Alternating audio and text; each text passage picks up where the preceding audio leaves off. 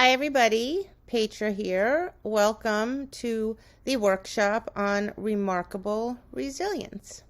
If that strategy works for them, they're going to do it again. So don't know what to do. This is hard. I'm going to leave. Leaving gets me out of the situation. Now mom comes and helps me or makes it easier. Okay, good. I'm going to keep doing that strategy, right? Because a lot of times when dogs do that, handlers panic. So try that one more time. 3. Up. Good girl. Sit. Good. And then up. Yay!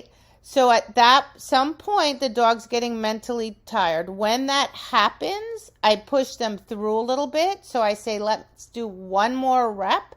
So with Missy, she's like, I think she's tired. Okay, let's do one more rep.